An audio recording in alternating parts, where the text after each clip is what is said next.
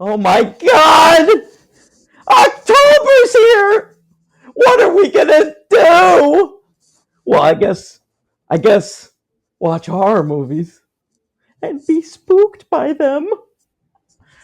Welcome to the show. I'm not quite right today. I'm a little out of sorts because there's spooky shit behind every corner this month, and everything's orange, and all the beverages taste like pumpkin. Okay, I'm your host, the D Terror Train, Daniel Ehrenberg. Logan came up with that. And speaking of Logan, he's over here. What should I go with? Logan be a scare? You like Oh, that? that's really good. Yeah. And listen, guys, some people are so ungrateful to be alive, but not me and the D train. I'm. I don't feel a lot of gratitude towards my parents for This giving month, birth to me. we're gonna feel real grateful to be alive. No, I'd be a perfect target for Jigsaw, Logan. Really? Have you done a lot of evil? No, I'm just sort of like. You cut your wrists. He likes to go for a lot of those people. I know. What is up with that? They're already victims. Don't kill Yeah, that's self the worst you can harmers. do. What are you doing? Is cut your wrist. Yeah, it seems like there's such bad people in the world. Jigsaw seems to get put off by the tiniest offenses. He's like, "Oh my god, my surgeon's cheating on his wife. I guess I gotta kill him. Yeah, we'll get into. I guess I gotta torture him for an entire day of his life. Good lord. All right. Hey, we're talking about Saw. We're sawing. We're sawing. What do you say? Sawing. No, that's when you're sleeping, right? Buzzsaw Z's. And I don't know. I'm speaking off the cuff, baby. I'm like a jazz performer today, but a spooky one. Like John Cole, Terror Train again. What? Yeah, that's a Remember all the spooky magic jazz going on in performance. Terror Train? Is That's there? kinda There's no boring. magic in Terror Train. It's just a killer on a train putting on outfits. No, isn't it like David Blaine or somebody in Terror Train? Somebody's in Oh, Terror Train. yeah, that's right. It's David Copperfield. All right. Yeah, right. he's in Terror Train. There's like 20 minutes of and like, he magic. does like some close-up magic in the movie. That's pretty impressive. Was he? I actually had a question about that. Was he a magician before that movie? Oh, well, he's only a magician. He was hired to be in that movie because it's like, this guy's an incredible magician. Let's put him in the movie, waste some time with some magic. Then we don't have to write these 5 pages. Yeah, and like so, all that stuff's pretty boring. And then the end, it's not like boring. So much extra it's incredible magic. I know, but you spend a lot of time just like in that lounge. I feel like this generation can't appreciate close-up magic. I appreciate it. Talk to Neil Patrick Harris and then come back to me, okay, Logan? I would love to. When I was in California, I passed by the Magic Castle, and I was like, I'd like to become a member there and wear a suit every time, because you're not allowed in there without a suit. Yeah, I didn't know that. Yeah. All right. Hey, we're talking Saw on the franchise. That's the podcast that we host. Talked about him before. Well, you have. I haven't. No, you have. I've you did Conjuring. No, I know I've talked about him on the podcast before, but you never shut up about James Wan. That's not true. I feel like James Wan is not so secretly your favorite filmmaker. Like, think about Malignant. That's a movie I saw and instantly forgot about. If you weren't in my life and someone said, "What's Malignant?" I'd have to think about it. But you, I don't even know what you graded that movie at the time or what, but it has 4. But it has clearly stuck with you, because I feel like you bring up that movie to me once a week, whether on or off air.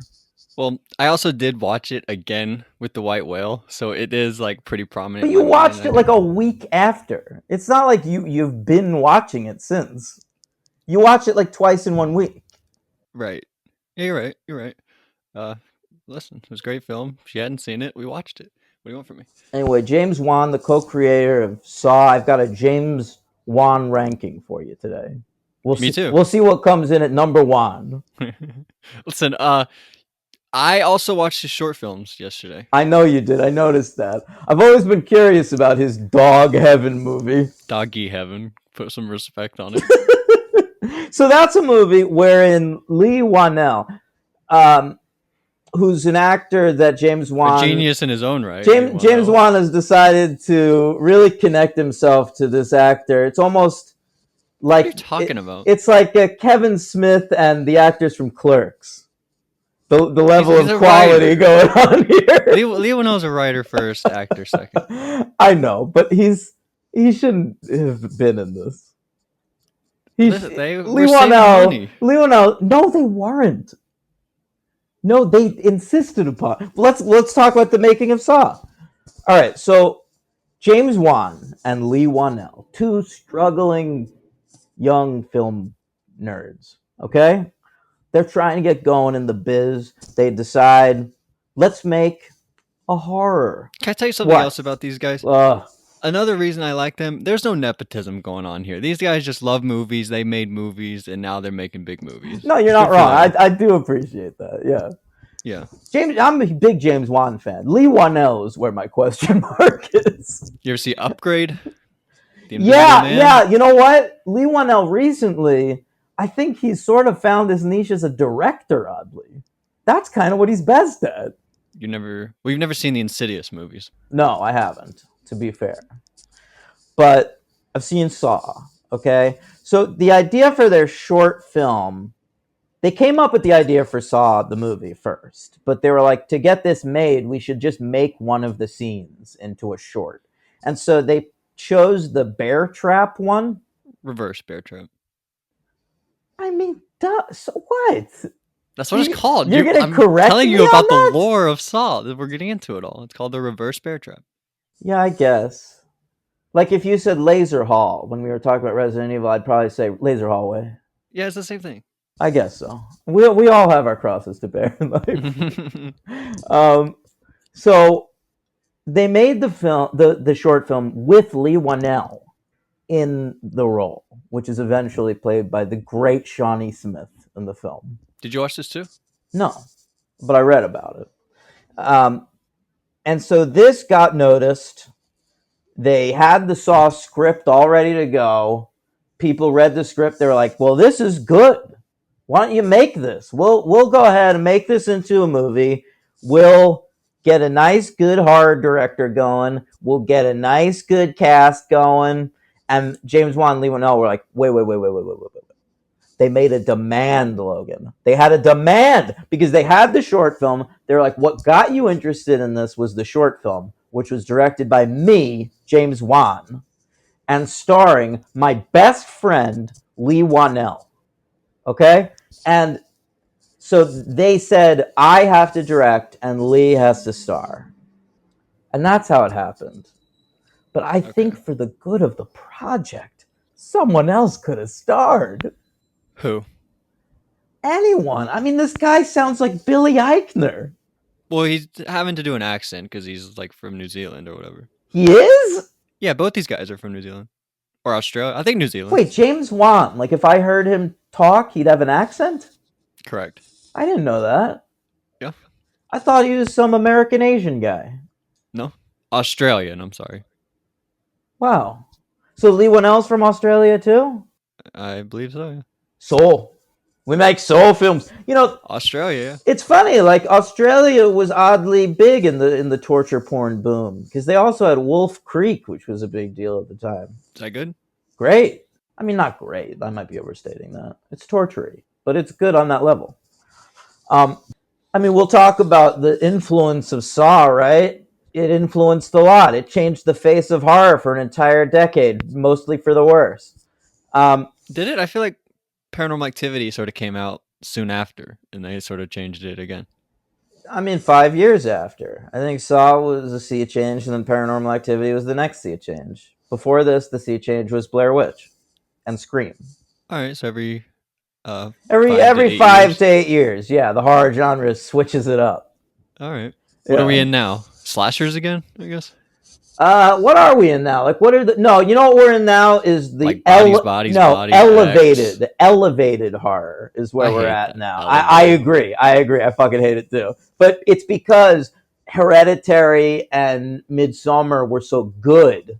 Now everyone's trying to catch that wave. If you love Hereditary, watch Doggy Heaven. That's all I'm gonna say. Oh my god. That's And all The I'm gonna say. Witch, like Robert Eggers and Ari Aster nailed it, and now everyone's Yeah, you're fucking right. doing it. Alex Garland is like, for my new movie, I'll do an elevated horror film, and I'm like, Is great, that Men? Is it men, holy shit, what a piece of shit, man! Like, Wow. if you, I can't believe this is the same guy that made Ex Machina and Annihilation. It makes me rethink those movies. Were they stupid? No, I don't think so either. I don't love Annihilation. I know nobody loves Annihilation except me. I don't get that. I feel like Annihilation should be huge. Annihilation should have been as big as Booksmart in terms of lady-led movies. I don't know. All right, Logan's giving me nothing today. It's boring. It's just because you're so focused on Saw. You just want me to get back to fucking Saw. No, I mean Annihilation was boring, not what you're saying is boring. Oh, thank you. So they make the movie with Lee Wanell in the lead role. They're like, I guess we should get some other actors. So they do, and then they make the movie. That's the story of Saw. Yeah, fucking great. Yeah. So it comes out October 29th, 2004. I'm a freshman in college, Logan. I am too good for this. All right? I can't be bothered with this kid's shit. I'm out here going to see Breathless at the Lincoln Center, okay? A revival. All right? I'm out here 2004. What was I going to see in theaters? I mean, what was out that year? The Notebook. Kill Bill 2. I was really excited about that when it came out. Mean Girls.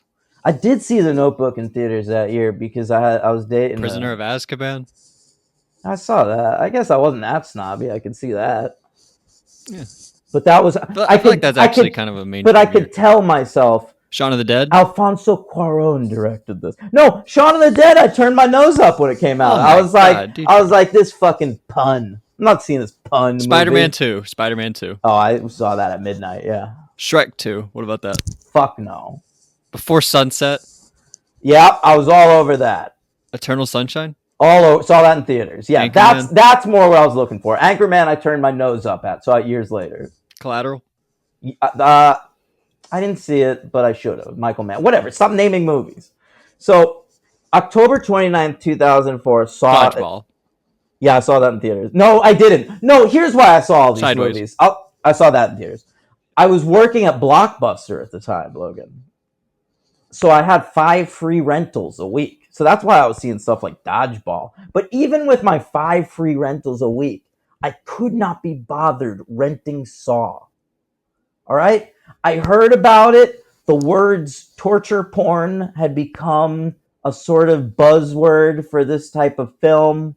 And I was just like, torture porn, that sounds horrible. I don't want to watch You're that. into porn. Also, a year later, Hostel comes out. Right, did you see that? And I saw that. And I don't know. There's something about that. Like the premise appealed to me. I liked the idea of expats getting tortured. But it grossed me out when I saw it. Really, I can't ever remember in my life, Logan, having a more visceral reaction to a movie than the first time I saw Hostel. Okay. I was so disgusted by it. And so I just assumed Saw was the same way, and then I didn't want to see any Saw movies. So I didn't see Saw until like after the 7th movie had already been released. So after like 2010? Yeah, right. And then people, it started to get a reputation like, what a classic that first Saw was. All the sequels went crazy, but the first one wasn't torture porn. It was just a nice thriller. And I was like, well, that sounds interesting. I'll check that out. And you didn't like it? No, I did. So why don't you keep going? Because I'd heard that the sequels were torture porny. And I was like, well, I'm going to live in a world where there's only one Saw. You should give it a shot. Do you think you would have liked it? You might not like it. Well, I guess we'll get into it later. Don't. Well, I've now seen Saw 2, Logan. Yeah. You don't want me to tell you what I thought? No. Okay, we'll save it. So anyway, that Saw movie, I wasn't interested, but people were. It was a fucking hit and a half. They made it for $1.2 million, just a little over 1 million, and it made 100. Honestly, it What? looks like less. It just looks like less because it's so self-contained. It's all in that one room. Well, it's not all in that one room, but there's no like outside stuff at all or anything. Like they couldn't I mean, even there is a little bit. There's some atmosphere in this movie, and they've got like big actors. I mean, Danny outside. Glover I was don't think they're probably half the outside at all. budget. Oh, but they're in like sewers and shit. And they're in like, I don't fucking know. Whatever. Cost 1.2 million. What do you want from me? Okay, fine. All right, it made 103.9 at the box office. Yeah, huge hit. Big hit. It came in at number 57, the American box office, between 13 Going on 30 and Jet Li's Hero. Which one's better? I think of the three movies, I'd rank them 13 Going on 30, Saw, and I've never seen that Jet Li movie. Wow, so we got it right. Yeah, we did. We got it right. Exactly. I wasn't into those Crouching Tigers at the time. You know, they were making a lot of those movies that were sort of like Crouching Tiger. I never saw Crouching Tiger. Well, you were like a little baby. How old were you in 2004? I mean, I've seen lots of stuff that came out before I was born. Yeah, but why would you ever see that? That was just like a fad. It's Really? like, Isn't that good? Don't people love that? no, people don't. I mean, Crouching Tiger, I guess, but you wouldn't have seen any of the rip-offs. Yeah, I don't know. You know, it's like how I'm obsessed with those Lambada movies because I remember when that was a fad, but you don't even know what that is. No. Yeah, I can't wait to find out though. I know, man. Someone sent me a link that worked for that other Lambada movie. Maybe we'll do it after we do Screams. Yeah, maybe. All right. Yeah, we're doing comment for October. We're doing commentary tracks on all 5 Scream movies, feature length on the Patreon, patreon.com/thefranchise. You can listen to those, watch along. We did the first one this week. Number 2 coming up this weekend. All right. So this film was nominated for some awards, Logan. Got some award attention. You want to hear about that? Yes. All right. What if I said no? What would happen? I would skip it. Really? Would you actually? Yeah. All right. I'm not gonna do it to you. All right, great. Yeah, let's hear about it. So the MTV Awards. So let's hear that theme. I want my MTV. Man, that you one? really made that one. Made a meal out of You it. lived in it. Yeah, you made a meal out of it. All right. Cary Elwes. All right. Yes. The great. I mean, he's not great. The fine. You say Wes, like Wes Bergman. Are you trying to make fun of me? That's how you pronounce it. I was just pointing it out. Calm down. Cary Elwes, of course, from The Princess Bride and other things.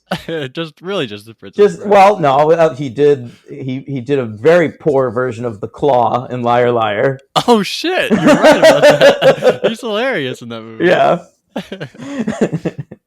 All right, so he was nominated for Best Frightened Performance, which is like the horror award, and he lost to Dakota Fanning for the film Hide and Seek, where she's a spooky little kid walking around a house with Robert De Niro. Yep. That was a weird time in horror when like Robert De Niro could be in a horror movie. Cape Fear, right? Well, Cape Fear was 15 years earlier. I'm just saying he could do it before then.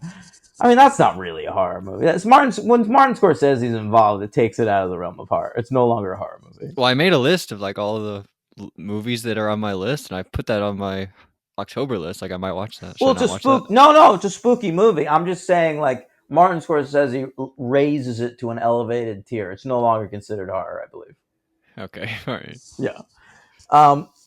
Now the Saturn Awards nominated for the best horror film of the year, but they gave the award to Shaun of the Dead, a horror comedy, much more a comedy, but yeah, you can see what they were going for. Is there anything scary in that movie? I don't think so.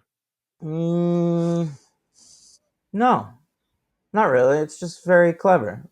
I do get tense a couple times. I think Prisoner of Azkaban is scarier than Shaun of the Dead. Well, because the Dementors. Yeah, when I was a kid, I mean, even still, that movie is pretty like way more Tony than Jigsaw's got kind of a Dementor robe that he wears sometimes. I love that robe. Why do you love that? Why does he wear that? See, here's what worries me about Saw, if I may begin to get into it a tiny bit. Yeah. Well, actually, let me just do the last award. Fucking the Teen Choice Awards nominated for Best Thriller, but they gave it to House of Wax with Paris Hilton. Great. So, I have a worry about the Saw franchise, because up to now, I'm enjoying myself, okay? You've got here a nice little slasher guy who puts people through their paces. He tortures folks. He's got strange motivations. He's got cancer. That's a fun little motive. He's a weird guy. He's Tobin Bell. He's got a creepy voice. Then you see his face. Wow, that's as creepy as the voice. And but why does he hate the guy that just diagnosed him with cancer? Because he's cheating on his wife. That's what it is. Yes. That extra layer. Yeah, he's like, I don't cotton to adulterers. I'm Jigsaw. But then in the second movie, he's like, you have no idea what it's like to be told you have a certain amount of time to live. And it shows him like walking into Lawrence Gordon's office and you're just like, oh, that's why he did it. Because he... No, I don't think so at all. I think it was just supposed to be a callback for Saw nerds. We were just supposed to be like, oh, that's that dude from the first one. Yeah, you're actually right about that. I'm stupid because that's like all this franchise is. You'll see like they just do callbacks the whole time. Good. I love every single one of them. Oh my god, when Shawnee Smith showed up in the sequel, I did not expect that at all. Blew me away. And how like Carrie, the woman police officer, is like barely a character in the first one, and then she gets sort of like a bigger role in the second. I think that was like by necessity because they like killed the other cops. Yeah, Dina Meyer, the great Dina Meyer from Starship Troopers. If you want to see her boobs, bro, check it out. Yeah. Okay. She was also a love interest for Joey for a little while on season 3 of Friends. Oh, I don't remember that. What are you talking about? Do you remember Joey was in like a play and he fell in love with his co-star who thought he was just like a soap actor at first, and then she was fucking the director, but then she started to like him? Yes, but I don't remember who that was. It was her. Okay. All right. So here's my worry about Jigsaw. I like him, but every so often there's an implication that he's involved in something larger. And one of the things is that robe. I don't know. I don't want there to be like rituals. I don't want him to be like immortal or something. There's no rituals. I just see things happening that concern me. We can get more into it when we get into the specifics of the character. But certainly in the second one, there were some things that worried me. I think they just like giving this guy like a rich background, being like, oh, this is like his robe that he wears when he does this stuff. This is his puppet that he's got. This is like the tapes that he's making. He does have a rich background. He's just got a lot of stuff going on. Who knew? The house in the second one's huge. Yeah, you never see the exterior of it. But see, there's so many rooms. Like they move from room to room to room. There's no chance of escaping ever. It's an enormous house. Like when there's a basement, right? When you see it goes into a bathroom. When you see this disgusting bathroom in the first one, I assume it's like an abandoned bathroom in like a subway station somewhere. That was always my assumption. Right. But then in the second one, he's got a huge house attached to it. What's up with that? Yeah, there's no explaining Jigsaw. All right. Well, I mean, let's the premise, the setup here. You got two bros, and they are locked up in a bathroom across the room from each other. And the one guy's locked to sort of a toilet and a tub. Why is there a tub? That always confused me. And then the other guy is just sort of locked to like a heater thing or something. And the dude with the heater is Cary Elwes from The Princess Bride and Liar Liar. And then the dude on the other side is Leigh Whannell, the writer of this movie, who talks like Billy Eichner. Cary Elwes also gives a weird performance in this movie. It's very stentorian, and it reminds me of Randy Marsh from South Park. I don't know what that is, but Cary Elwes is insane in this movie. Okay, but he's constantly on this is what reminds me of Randy Marsh, because on South Park, Randy, anytime he says his daughter Shelly's name, he says, Shelly.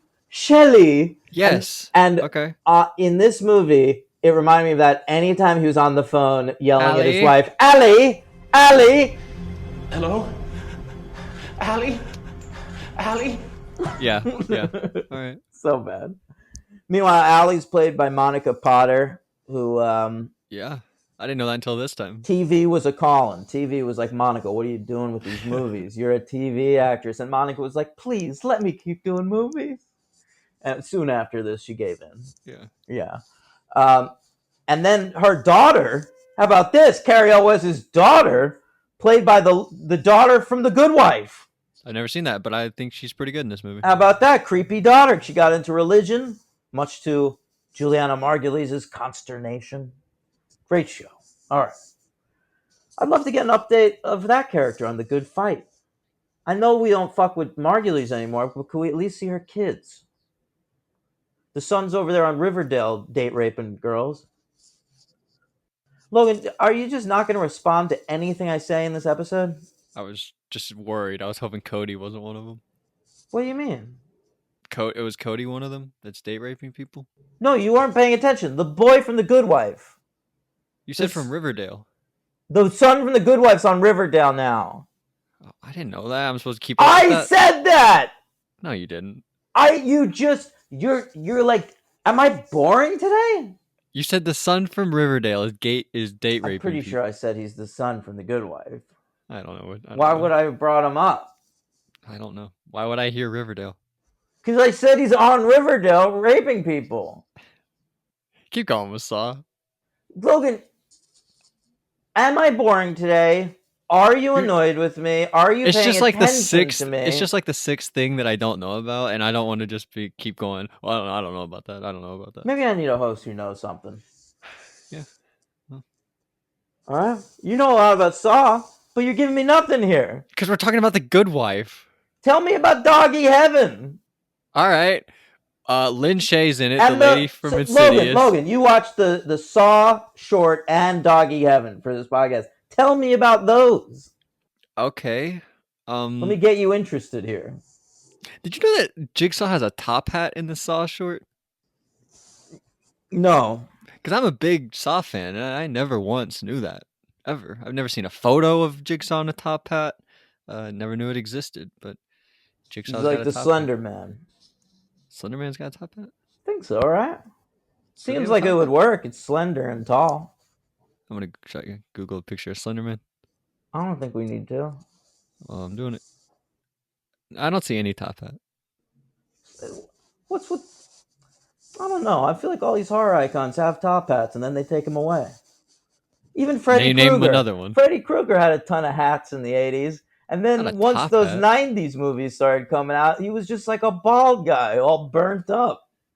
I think you're a little off base with this. No, I'm telling you, man. These horror films, I've got some news. You're trying to scare us, but you're scared of hats. All right.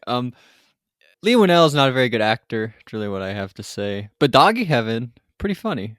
Honestly, didn't expect it to be that funny, but it's pretty funny. And Leigh Whannell's pretty funny. Still not very good in that one. But what happens in that movie? I've always known it's about a man who goes to Should I spoil it for you? Yes. Okay. Spoilers for Doggy Heaven. Skip ahead a minute, maybe. It's actually kind of funny. So Leigh Whannell, he's driving a car. He sees some ladies. He runs over a dog, and it's Lynn Shay's dog. And she's like, "You killed my dog." So she shoots him, and she kills him. And then he goes to Doggy Heaven. So he's up there with a bunch of dogs running around, and it's kind of cool how James Wan directs it all. By the way, there's like a dolly zoom on Lynn Shay when she's like freaking out about her dog. It's crazy. James Wan, what a genius. Should we rank the James Wan films? Will that keep you interested? Yes, but so she kills him, sends him to Doggy Heaven. He gets raped by a dog. Okay, all right. There's a scene where he gets penetrated by a dog. He goes to like the DMV, but it's like some other DMV. I don't know. The dog that part's motor kind of vehicles. boring. No, it's not that. It's like deceased something. I don't know. That part's kind of a little boring, but isn't the whole thing only 10 minutes long? Yeah, and then he goes back and but he saves the dog this time, and then he's in the car with Lynn Shay, and then the dog gets hereditaried. That's why I brought up Hereditary. The dog gets hereditaried. It's incredible. What, he gets set on fire? No, he. Oh, well, I mean, that's not the most memorable part of Hereditary for What are you me. talking about? Yes, it is. I mean, it was the best in the theater. The theater reaction was fantastic. I saw Hereditary twice in theaters, almost just to hear that reaction Uh, again. I watched it with my family and like one other person, and everyone in my family literally fell asleep. It was the Oh, most embarrassing thing that ever happened in my life. And then after the movie, they were like, "The movie fucking sucked," and it's so hard talking to stupid people. yep. All right, I've seen 8 movies by this fucking guy. Oh, I saw all 10 of them. Yeah, He's got. What haven't I seen that he's made? Insidious and Insidious 2. He directed Insidious 2? Yep. So James Wan, he didn't come back for any of these Saw sequels, but he sequelized Insidious. Does he care more about that franchise? Should we be covering that? Well, I'll tell you, Lee Winnell, the first movie he directs is Insidious 3. So then they he gives it really over to give a Lee shit Winnell. about that franchise. Yep. And Lee Winnell is acting in all of them. What's that about? Little boy, it's actually the kid from Jurassic World and the kid from Iron Man 3, Ty Simpkins. I actually like that guy a lot.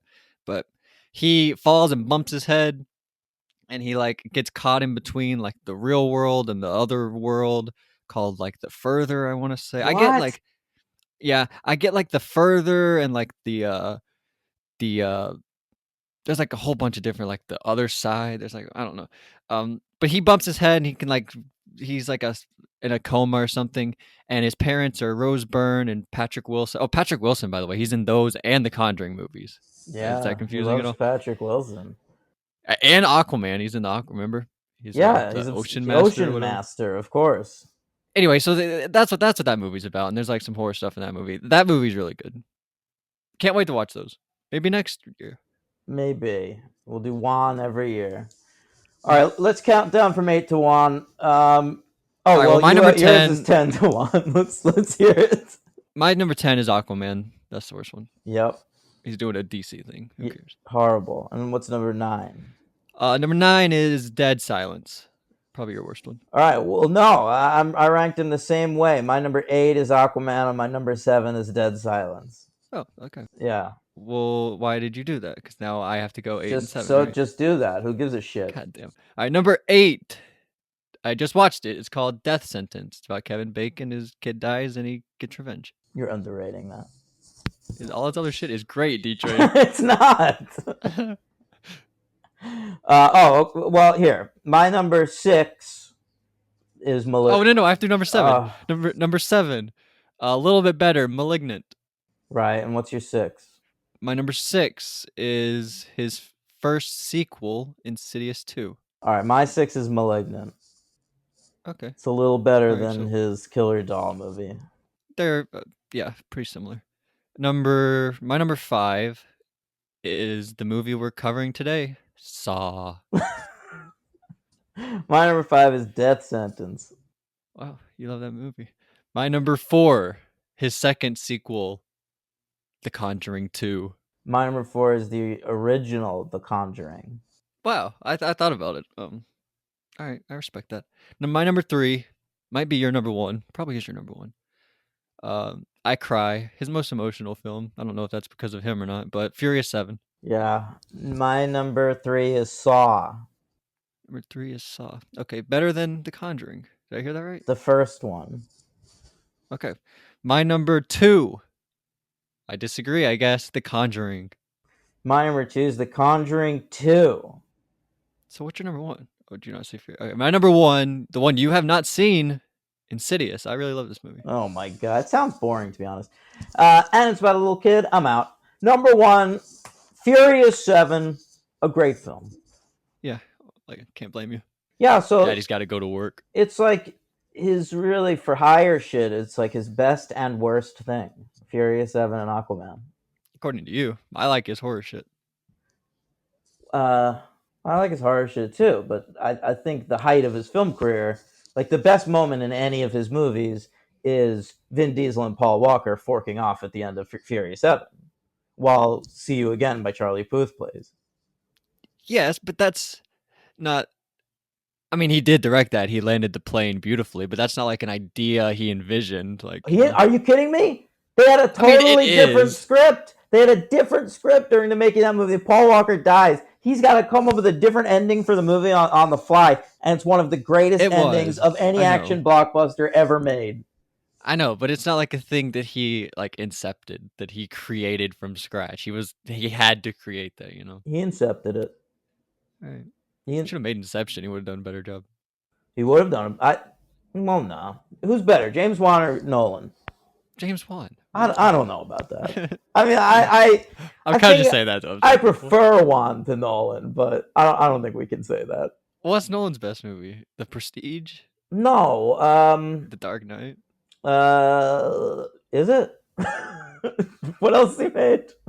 Interstellar, Yeah. Inception, Dunkirk, Oh Tenet, God, yeah, so many Insomnia. boring fucking movies.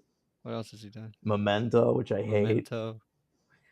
Here, I've got my Christopher Nolan list. Batman Begins, Dark Knight Rises. Oh yeah, those are the best. The Batman ones. I think all of them. The yeah. I like The Prestige. That's a cool movie. Here, I've got a Nolan ranking. I did Dark Knight Rises, Interstellar, Insomnia, Prestige. That's the top 5. Batman Begins not in the top 5? That's number 6. Oh, you don't like that one. I like it fine. All right. Surprised you like Interstellar. I would have thought you don't like that one. I kind of don't, but there's like It's number 3, but right? there's like a couple moments in it that really stick with me. Like I love that water planet. Like maybe the water planet is my favorite thing in any Christopher Nolan movie. Wow. Yeah. What about Maggie Gyllenhaal? Is she in that? No, she's in The Dark Knight though. Is she your favorite thing in any Christopher Nolan movie? She's up there. That was exciting. Like you see Katie Holmes. Katie, as much as you like Katie, why are we talking about Batman movies? As much as I like Katie Holmes, she was like out of place in that first one. And then Maggie Gyllenhaal made so much more sense. Yeah, she's not up to the level of Christian Bale. No. She's up to the level of James Vanderbeek. All right, so back to fucking Saw. They're across from each other in the fucking room. There's a dude face down on the bathroom floor in a pool of his own blood. You hear a creepy voice that's like, "I'm Jigsaw. This is my voice." Tobin Bell. It sounds like the fucking Scream voice, sort of. Yeah, a little bit. It is Tobin Bell. Do we know Tobin Bell? Like, what was Tobin Bell before this? Yeah, he's like pops up in episodes of Seinfeld, I think.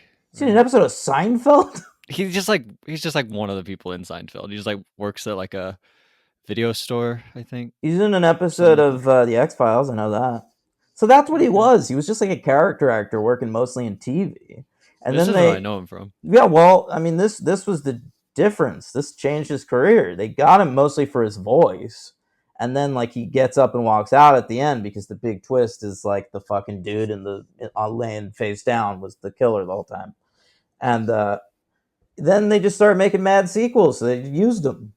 You know? If this movie was nothing, like, it would have been a blip in Tobin Bell's career, but it's the most significant thing. Right. Yeah, absolutely. Yeah. The same for Shawnee Smith, by the way. Like, this is, like, one of her, like, known for titles on IMDb. And, like, I didn't even know... probably what most of these people are known for. I didn't know she was in this, though. But Shawnee Smith had, like, a whole career before this movie. Like, this movie has actors. It's not... Like, Leigh Whannell is in this movie. And the reason Leigh Whannell stands out so much as being bad is because there are actual actors delivering actual performances in this movie. Danny fucking Cary Elwes Glover. is not good. What? Cary Elwes is not good, though. No, I agree, but Danny Glover... And all of Lee's scenes are with Cary Elwes, so he doesn't stand out so terribly. I think like on par with... I think Elwes is modifying his performance to be more theatrical so that Leigh Whannell seems normal. Oh, that's funny. I really believe that. Yeah, Danny Glover. But Danny Glover is great in this movie, and Ken Long's even better, I think. I love Ken Long from Lost. Miles from The Sopranos. Lost. Who's he in The Sopranos? He's like when Junior goes to stay at like some like what's he like some like insane person place. He's like one of his like an friends old there folk for a little song. while. Oh, But why that's is Ken Long right. there? Yeah, that's right. Oh, does he work there? Does he work there? Yeah, I think he works there, dude.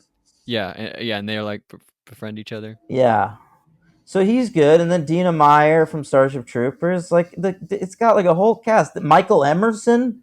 Yeah, Michael Emerson from maybe Lost. repeat, probably. So many Lost cast members in this film.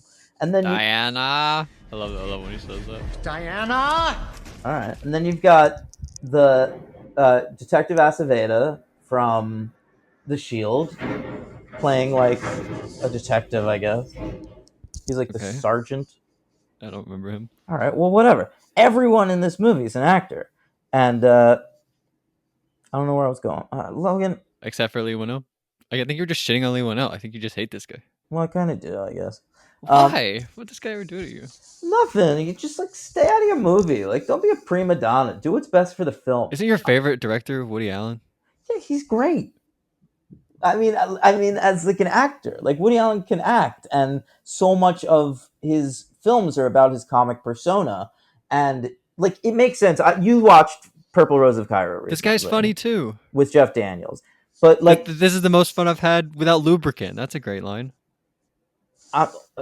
It's not a good line. First of all, I cringed Yes, at that it is. line. I cringed. Great line. But all I'm saying is, like, it's just a bad episode. No, is it? I don't know. I feel like I'm not doing my best. Oh, should I pause? I'm actually gonna pause because I want to make sure I'm recording correctly. Okay. The big thing about Jigsaw is they say he doesn't kill anybody, right? He makes them kill themselves. That's like a big thing with him. I mean, but like, what? That's semantics, right? He's killing people. He's torturing them.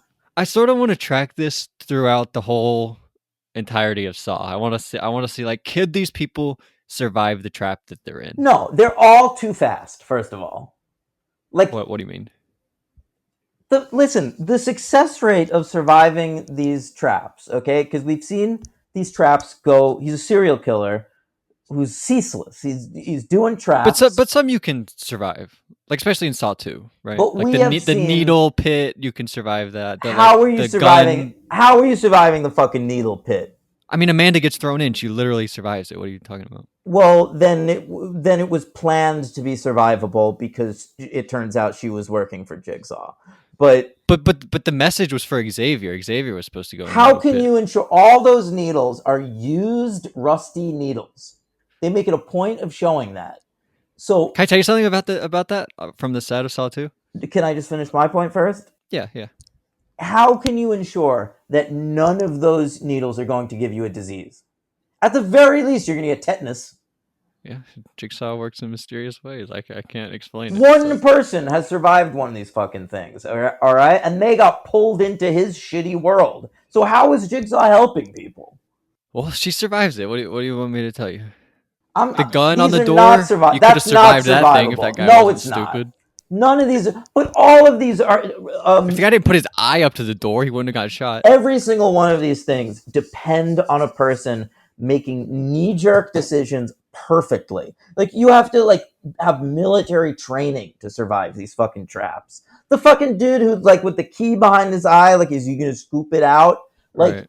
That's in Saw 2. Like, that's a totally survivable thing, but it's difficult to get the balls to scoop your own eye out in 30 seconds. That's the point. How much do you want to live, D-Train? Oh my god. That's the message of Saw. But how much do I want to live without an eye? Exactly. You've been a voyeur your whole life, and now you cannot look with your eyes. He's full of shit, man. You're a doorman, and now you can never open a door ever again. I can't buy You're in your own hell. I remember when I was at Blockbuster when the Saw movies were big, and people would talk about Jigsaw like it was like, that's why he's interesting. It's like Freddy Krueger and Jason, like they were just evil. But Jigsaw, there's like a message, humanity to him. Yeah, but I'm just like, no, he's hard. He's worse. Yeah. But he's, now he's worse, you know? Like, at least they were supernatural beings. You're just some fucking old prick. Can I tell you the one that is not survivable at all? What?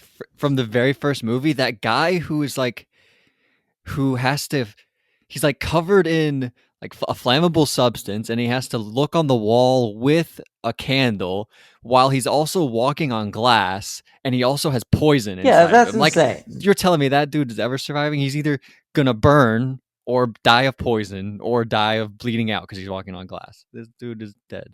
It's ridiculous. Yeah. So, our top suspect, I guess, is Ben Linus. because he's the one the whole movie. That's Emerson. Yeah, Sorry, Ben Linus is his character from Lost. He's running around like kidnapping, Carrie Elwes' wife and shit. Right. But then it turns out that this is a trap for him. That's pretty scary when he's like covered in the sheet. That shot of him when she runs in and he's covered in that sheet. That always scared me. But why is he covered in the sheet? To be spooky. I know. There's so much it's like The Purge. There's a lot in these movies that's just here to be spooky. Mask. Yeah. You know what I never liked? Did you know Billy the puppet? Did you know that's his name, Billy? No, I thought it was Jigsaw. No. His name's Billy. Well, why does Jigsaw have a puppet? To do his little messages for him, to be like his little avatar. Why can't it just be coming out of a tape recorder?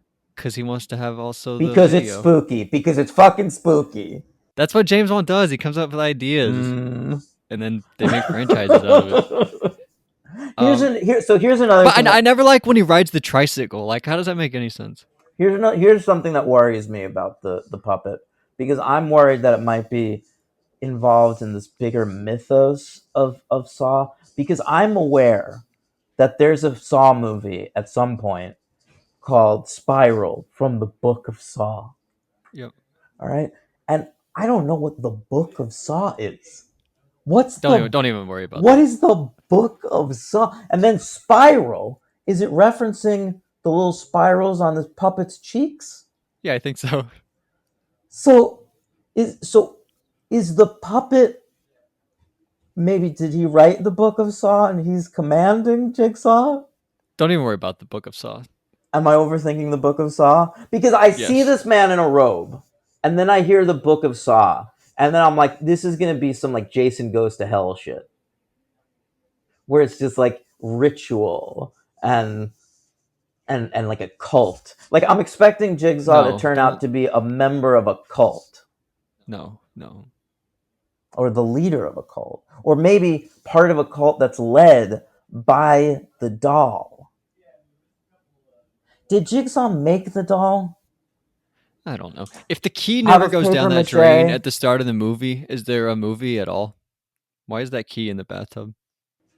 Well, I think the key's in the bathtub to see whether Leigh Whannell will share that info with the other dude, right? But he fucking right away uses that plug to try and get the tape recorder. There's a tape recorder there. Why is there no doll there? Because they're in a bathroom. There's no plug to have a TV. Why can't the doll, though, like, wheel himself in? Is it just because Jigsaw's on the floor, he can't do anything? Why can't he have Ben Linus do that? Because Ben Linus has the family. He's a little busy. Doesn't he have other apprentices? But Ben Linus isn't his apprentice. He's going through a trap. Do you figure Shawnee Smith is his first apprentice? I'm not going to say any of this because I know all of this. But this is what's going through my head. I have so many thoughts. And honestly, most of my thoughts are on Saw 2. So let's get through Saw. I know Saw's the classic, but Saw 2 fascinates me. So they're in the bathroom. It turns out he was taking pictures of him. He's cheating on his wife, right? And did you like that scene, by the way, where he's taking the photos and it's doing that?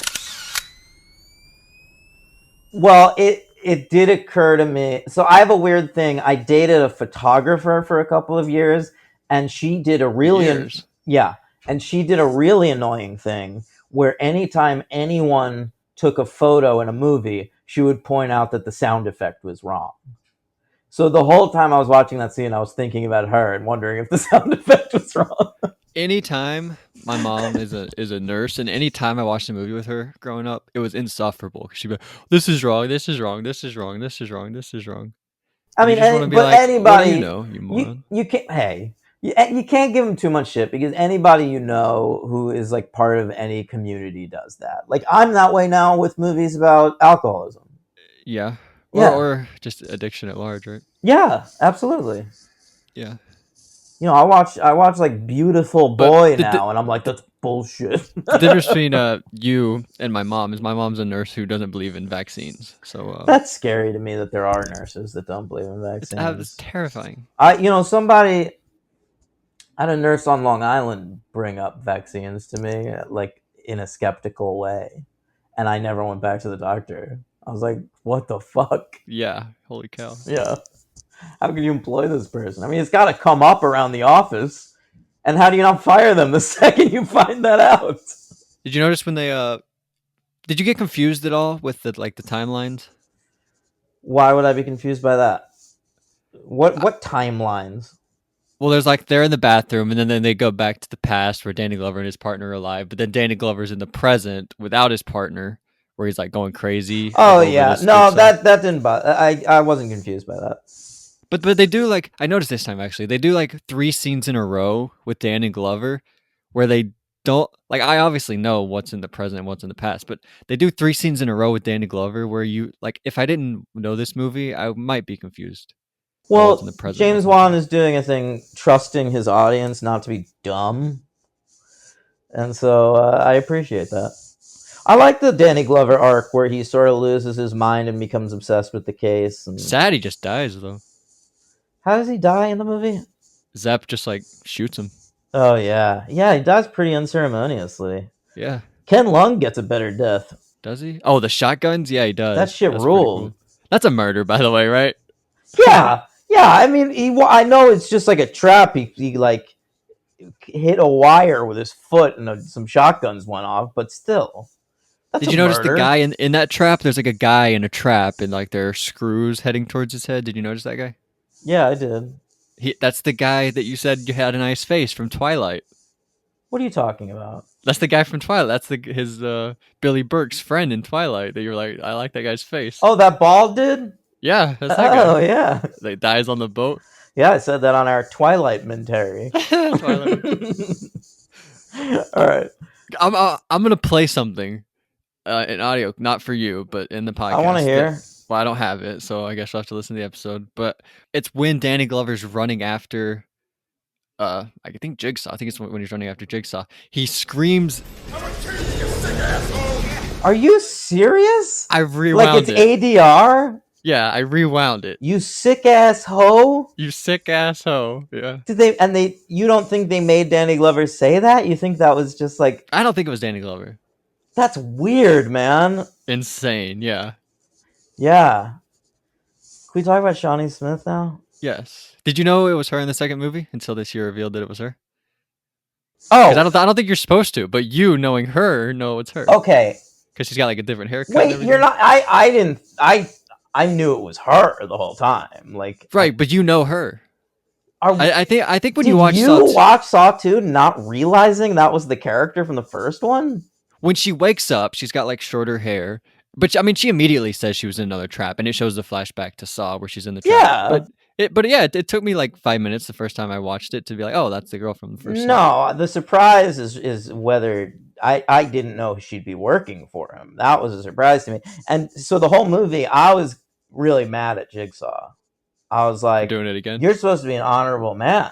She survived your fucking trap and bettered her life. All right. And she does say at one point, I started cutting myself, to deal with the trauma of having been in that fucking trap. That's the thing. You want people to better their lives after these traps. They're going to be dealing with trauma from having been a part of these traps. Right, exactly. It's insane. All right. But Shawnee Smith, I'm such a big fan, and I'm excited that she's playing such an important role in this franchise. I had no fucking idea. What do you know her from? I thought she was in one scene of the first movie. All right. She's in the 80s. She was a hot young star. She's in the remake of The Blob. She plays John Candy's fucking sidekick in Who's Harry Crumb. She's fucking great, okay? And then she had a career reinvention in the 90s where she was Ted Danson's dim-witted assistant in Becker. Okay? And she was so hot and so fucking funny and sexy on that show. She was also in Summer School in the 80s, by the way, with Mark Harmon. Great movie. Yeah, I've seen that kind of. And yeah, man. So I'm just happy for her. She seems like someone who's just able to reinvent herself continuously. Yeah. I heard that they offered it to her and she didn't want to do it. And then they showed her the short film and she was like, all right, I guess I'll do it. She was coming off Becker at this point. She'd just done 6 years on a sitcom. So she didn't need to be doing one scene in a horror movie. But I guess she saw the value in it. And clearly it worked out for her because then she gets to be in the sequels and shit. I don't know how many of them, but I hope all of them. Well, I'm not gonna tell you. But can I tell you another great part of this movie when they do the fake cigarette thing when he tells him to like play along and he tosses him a cigarette and Lee Winnell does this great fake acting. I couldn't tell whether it was fake or if that was Lee Winnell pretending to have a collapse. No. That's great acting for Lee Winnell there. And then Jigsaw shocks him. That's a pretty shocking moment. Yes, it's a very shocking moment. I didn't even mean to do that. But that's a great Your moment, words failed you there. Yeah, that's good. Hey, can I ask you a question about that cigarette? Yeah. So they say that he's in a pool of poisoned blood, like he was poisoned. Right. And so the blood is poisonous. So Cary Elwes at one point is thinking maybe to appease Jigsaw, I've got to kill Lee Winnell. So he tells him you have until that's the big thing. You have until 6 o'clock to kill Adam, or else your family dies. That's like the whole thing, right? So he dips the cigarette because Lee Winnell's like, I need a cigarette, man. I don't even care if it's fucking poison. I'll fucking have a cigarette. I love cigarettes. Give me a fucking cigarette, bro. The whole time in the Saw short, it's Lee Winnell being interrogated, and it's like cross-cutting between that and the actual trap, and the whole time he's just smoking a cigarette. So I like in this movie that he's after that cigarette. Yeah, he's great at smoking a cigarette, by the way. He probably smokes them. Yeah, he probably does, but he holds it great. He's got Lee Winnell's got great hands, I noticed. Can I say something else about Lee Winnell? How about the closing credits? He gets an "and introducing Lee Winnell" credit. Did he really? I didn't get the fuck out of here with that. I love it. I'm sure he demanded it. And he wrote it in the script. It said "and introducing." Yes, he did. It's in the script. All right. So what else? I don't know. That's all you got? It's all a trap for Zepp. Yeah. Zoe's Extraordinary Playlist. Did you like when he actually does the big moment where he cuts off his leg? Who cut off his leg? Saw. Cary Elwes? Yeah, I call him Saw. Cary Elwes is Saw? Yeah, because he sawed himself. Oh. Yeah. He cuts off his leg. That is pretty fucking gross. I cringed at that. But that's really the only cringe moment in the entire movie. I was all worried going in because, the torture porn label. But, yeah, that's really it. And then he, crawls off. They all die, right? They're all fucking dead. Not Cary Elwes, I guess. He escapes. What do you mean? He crawls off. Yeah, but he's going to die. He's losing so much blood. Yeah, but he's not in the room. But he did tie off his leg, though. He knew to do that because he's a doctor. Oh, I didn't even think about that. Yeah. But Zepp, he gets his head smashed in with a toilet by Adam. Adam gets shot, and I guess he's left for dead. Well, he is, because in the Saw 2, we see his body, right? Yeah, absolutely we do. And the family, his family lives, right? Right. The family's fine. And they get to move on and not. The cops are dead. Not have. I mean, she's gonna dump this dude if he survives. Now it's I've got this husband. I just found out he's a cheater, and he's got one leg. He says he didn't cheat on her, and we see the flashback. Oh, that's right. We get the flash. You're right. There's all these pictures of him going into a hotel room with his coworker and shit. This random Asian coworker he has. And he brings her into the room, and we see in the flashback that he didn't cheat. So we're we know he's a good guy. Yeah, she's unbuttoning, and he's like, no, don't do it. So that's kind of interesting. Jigsaw assumes something about Dr. Lawrence Gordon. That's his name. I wrote it down. And because I was trying to keep a flow chart of all the characters, because I know they might show up in sequels. Good. So I have them all down. So Dr. Lawrence Gordon, how'd I get into that? He didn't cheat. He didn't cheat. But Jigsaw assumes. Who knows if he has before? But Jigsaw assumes he did. He's being punished here for cheating. Yeah, Jigsaw, you know what happens when you assume. Come on. Yeah. So that's fucked up, man. I'd be pissed off if I was Cary Elwes. I didn't even do shit. I didn't even get my dick wet, and I get into a fucking saw trap. If I'm gonna be in this saw trap with one leg, at least I want to have fucked that one Asian coworker. Yeah, it's really too bad. Yeah. The music goes real hard, doesn't it? during the reveal of these movies. Yeah, It's great music. Yeah. They do make it seem like really significant. And then What do you mean make it seem it is significant? And then Charlie Clouser, by the way, just looked it up. The composer from Nine Inch Nails. Oh, for Resident Evil. He's part of Nine Inch Nails' live band. Oh, is he really? That's pretty Yep.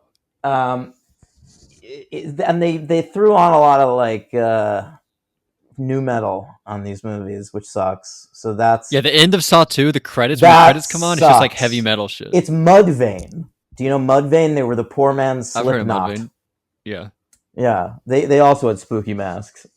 They were the purge of metal bands. Okay. All right. What do you give Saw? I give it. Oh, it's really tough. I give it 3 stars. Really? I thought you were gonna give this fucking thing a 5. No, on Letterboxd I did give it a 4, but I think I give it a 3. No. Yeah, I give it a 3. Wow. Real back and forth from Logan. I'm gonna give it a 3 as well, but I really. Wow, I thought you were gonna go 4, and I was gonna really beat myself up about it later. No, I thought you were gonna go at least 4. No. Who's your MVP? It's really tough. It can't be Lee Winnell. It can't be Carrie Elways. I don't think it's Danny Glover. I liked Ken Lung. I liked Zepp. Yeah. I didn't like the wife. I liked the daughter, actually. Yeah. I think the daughter was actually pretty good. I'm going to go with Zepp. I think Zepp's the MVP. All right. I'm going to go with Michael Emerson. Yeah, that's what I went with. From Lost. Oh, right. He's Zepp. I'm gonna kill your husband now, Mrs. Gordon. I don't know my LVP. Could be anybody. LVP. Lee. He wrote it, though. It can't be Lee. No, I'm going to go Lee Winnell, the actor. He's the LVP. Yeah, that's fine, actually. I thought about that. Also, James Wan wrote this fucking thing. Let's be honest. I read that James Wan pitched the whole premise of this to Lee Winnell, and then Lee Winnell came up with the title. So, I mean, James is the idea guy. He comes up with come on. Like all the shit in The Conjuring that spun off. That's all James Wan. What has Lee Winnell's success has been outside? I mean, he's not an untalented dude. He did Upgrade and Invisible Man. He did a fucking rip off of RoboCop, and then an Invisible Man movie. They're a dime a dozen. Come on, is that he doing? I saw he was doing his biggest thing was like, oh, in my Invisible Man, he'll be like that cyborg ninja from Metal Gear Solid. Oh, get out! That's his hot idea. Yeah, he's doing Escape from New York. That would be terrible. Who's gonna play Snake Plissken? Nobody's in it. Might not even happen. You know who they should get? I'm being totally serious here. You know who they should fucking get? Who? Wyatt Russell. Ooh, that is great. Kurt's son, baby. My LVP, I'm gonna go with Monica Potter. Yeah, who can argue with you, man? TV was a calling, and she was being an asshole. I'm hanging on to that movie success. The first time I saw Monica Potter, I was like, it was in Patch Adams with Robin Williams. I remember seeing that movie in theaters, and at the time, she looked a lot like Julia Roberts. And I remember thinking, I wonder if they cast her just because she looks a lot like Julia Roberts. Why? I don't know, because she was like a huge name. This is like 1998. Julia Roberts was like my best friend's wedding, stepmom. She was hot, okay? I'm telling you. But Monica Potter, she's turned into a good actor. She's just like a TV actor, you know? She did well with that cancer arc on Parenthood or whatever. All right, whatever. Who's your LVP again? Oh, Lee Winnell is an actor. All right, Saw 2? Yeah, let's talk about it. Fucking Saw 2. So movie 2, Saw 2. We have a new director. Lee Winnell's back to work on the screenplay. But there's a whole situation here. Are you aware of how Saw 2 was made? Maybe. Tell me about it. Holy shit, let's talk about it. So, Saw 2 came out October 28th, 2005. Exactly, almost to the day, 1 year after the original Saw. And this is, by the way, why I wanted to do Saw. Not because these are like the scariest movies or these are like he's like the classic horror icon or anything, but these are strictly Halloween releases in my mind. Yeah, because they came out every year on Halloween. Yeah, I guess in reality also. Yeah. All right. So our new director, our new auteur behind this film is Darren Lynn Bousman. Okay. And you might be wondering, how'd this guy get involved in Saw? He doesn't seem to know James Wan or Lee Whannell. Yeah, And I was wondering that. I'll tell you how he became involved in Saw. He had a screenplay that was being shopped around at this time called The Desperate, okay? And it seemed like it was getting a lot of buzz, but anytime people went to see if they were going to buy it or not, the feedback would always be, it's too similar to Saw. It's too similar to Saw. We can't make this movie. Too similar. So then they're trying to make a sequel to Saw. So they go to James Wan and Lee Whannell. Can you write a sequel to Saw right now? You have one day. They're like, no, we cannot do that in one day. It took us a long time to write the script.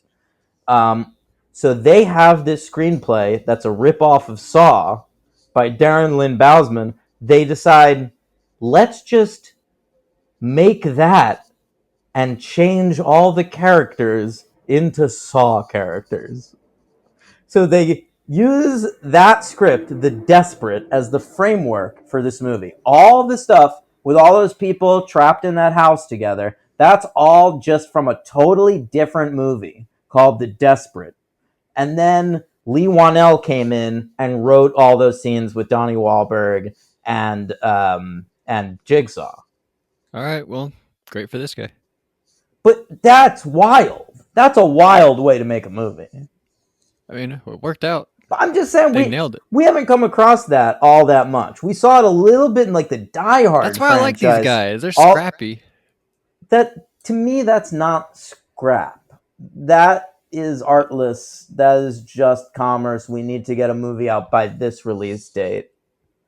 So we'll do it by any means necessary, even if it means taking a movie that is widely considered to be a lesser ripoff of our work and making it our work. But they gave this guy the keys to the car.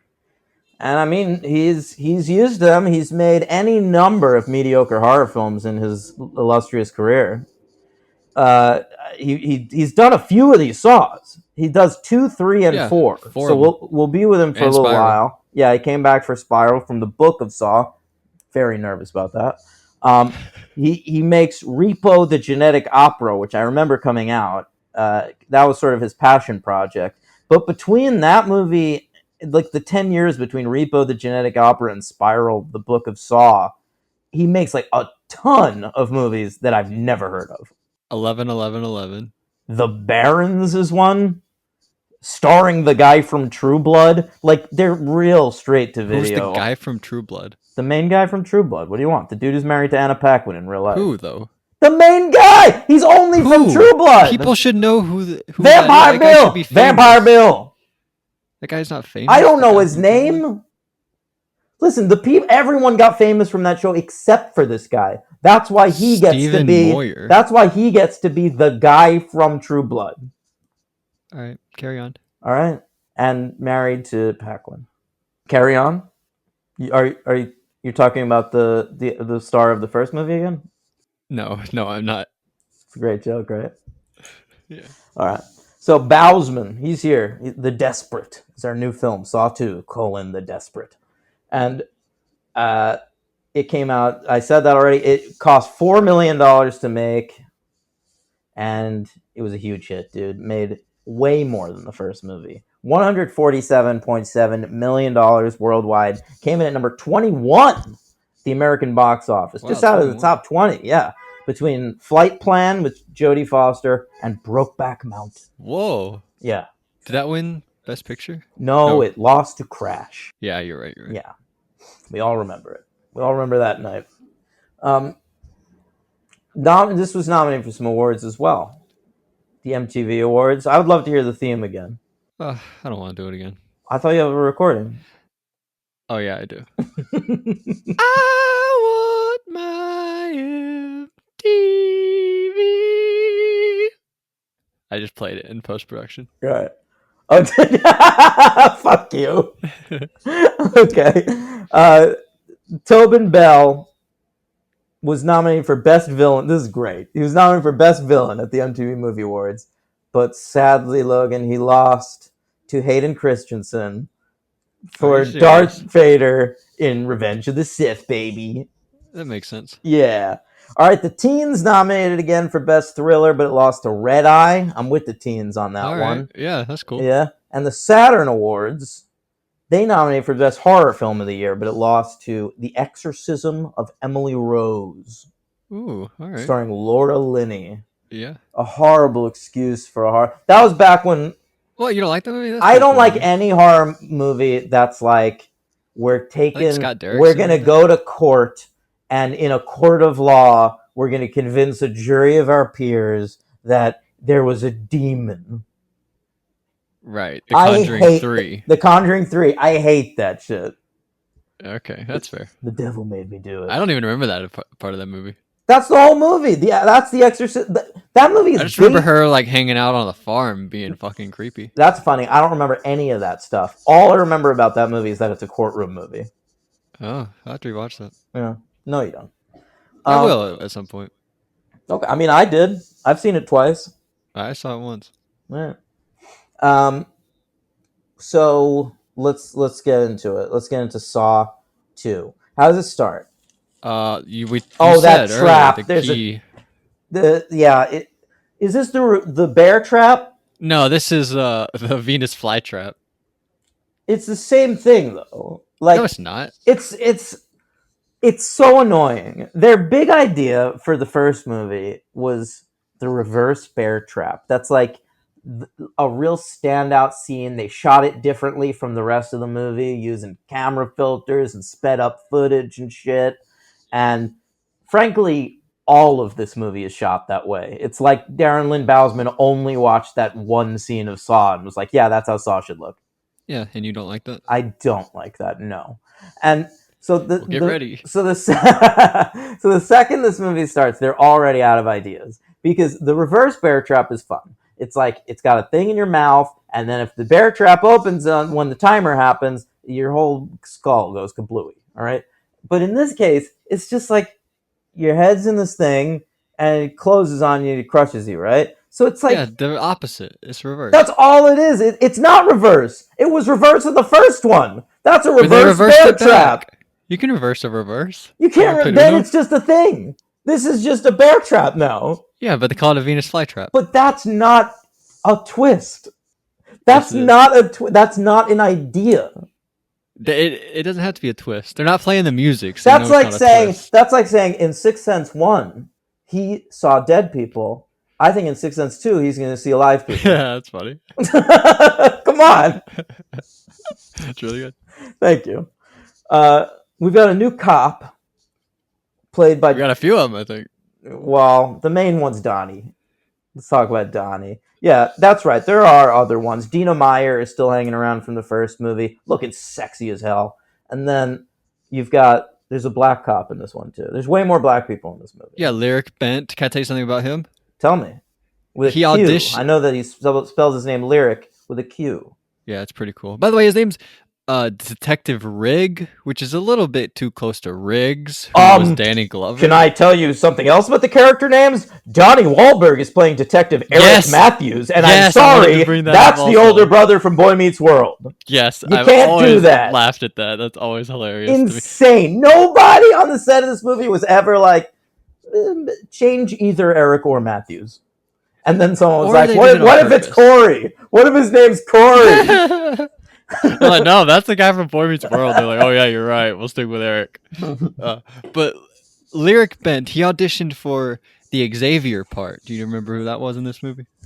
That's the black guy in the. No, it's not. It's Frankie G. Yeah, the guy who goes nuts and starts killing everybody for their number. He was going to audition, or he did audition for that guy, but then they said no because we don't want a black guy to be the drug dealer. That's kind of messed up. So they made him the cop. That's kind of cool, right? I guess, but now the drug dealer is the only Latin American character in the entire movie. What do you want from him? Come on, I mean... You'd rather be a black guy? I think it would have said more to have... to be Addison? two different black characters, brunette one of girl? whom is a cop and one of whom is a drug dealer. But then the other black guy in there is just like a guy. Yeah, but he's into drugs too, because like or something, because that was Okay, he's crazy like, these to people me. are after me and my family. They're gonna kill my whole family. They cut to this black guy. It's the first black guy we see in the movie, Glenn Plummer, good actor, and you'll remember him as the guy with dreads who was riding the Ferrari in Speed, who Keanu Reeves jumped in his car. I do not remember that. He came back inexplicably for Speed 2 Cruise Control. I never saw that. And he was on the vacation, and he was like, "Oh no, not again!" It was one of those kinds of That's things. insane. That's so stupid. I know. But here he is in this movie, and the second he shows up, like his first line is like, "Well, I've been in prison," and I'm like, "Oh, of course, right. great." Yeah. But back to the cops. Yeah, Donnie Wahlberg is Detective Eric Matthews. He's a real good-looking guy, and that's a Boy Meets World reference. And he once followed his brother around on his honeymoon in Hawaii and stalked him. One of my favorite episodes. Okay. And, but really, what is his whole shtick? Like, because Jigsaw... He's got a son that he sort of neglects. He's not a great dad. Oh, yeah, His son's name's Daniel, by the way. He's one of the killers from Scream 4. Yes, he is one of the killers. Wait, he's not one of the killers. We think he's going to be Or he's one of the nerds. Yeah. Right. His friend is one of the killers. Friend. Right. He's one of the dudes walking around with that video equipment the whole movie. So what about his son? But when I saw Scream 4, he was the guy from Saw 2. So that's kind of crazy. Oh yeah, weird. But what was it that he was being punished for? Like at school or whatever? Oh no, not the fucking kid, Donnie Wahlberg. Oh, you mean like in general? Yeah, he planted He's evidence. like a bad cop. Yeah. He plants evidence and shoots people and beats people up with flashlights. He does tons of That's shit. right. He plants evidence. That's the craziest thing. All of these people that Darren Lynn Bousman created for his film The Desperate in that house, Lee Wanell came up with the idea that perhaps Donnie Wahlberg's character planted evidence on all of them. So all of them were in prison via Donnie Wahlberg. Great idea, Lee. It is a good idea. I think it's probably the best idea in this movie. You think so? There's like 3 different twists. Is that your favorite one? I mean, no, the Apprentice one's the best one. Well, I guess there's 4 twists. I was thinking about that. What are the other great twists in this film? I guess there's that the one. The reverse there's... bear trap now being a non-reverse bear trap? That's another. There's 5 twists. There's the one where Xavier has to they're like, how are you going to get your own number? And he's like, the music's going ham. And he's like, oh, shit. I can read your mind and read it from your mind. That'd be hilarious. By the way, I love at the end of the movie where he cuts it off of his neck and then he shoves it into his pocket. I did like the moment. I like the moment he shoves it in his pocket. That was the actor's choice. The actor decided to do I dig that. That's a weird thing to do. It's a weird moment. He was supposed to toss it and he was like, no, what if I put it in my pocket? And they were like, fucking do that. Yeah, you get a skin grab. But I hated that because there's no way he'd be able to read. He couldn't cut that piece of skin off so perfectly so he could get the number from it. That's crazy. If you had a knife right now, you don't think you could do that? No. Why not? I don't think I could cut a piece of skin exactly from the back of my neck. You know exactly where it is. Your neck's only so big. You just cut that piece. I don't know how big the fucking number He's been cutting it off. He's been cutting numbers off everybody. He's seen them. What is with the number thing? They're having to get into the safe to get the antidotes or something. Too complicated. Yeah. The numbers on the neck thing was another thing that was worrying me about the whole cult. The Saw cult. No. The Book of Saw. But then once you have the numbers, you have to find a way to put those in a specific order.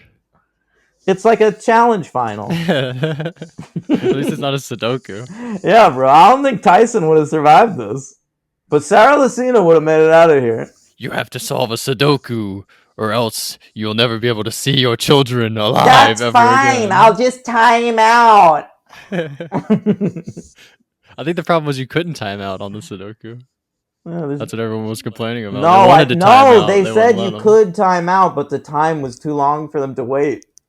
Is that what it was? Yes. That's pretty lame. I know. Anyway, that's for Compies on patreon.com/thefranchise. Okay. Okay, tell me more about this film.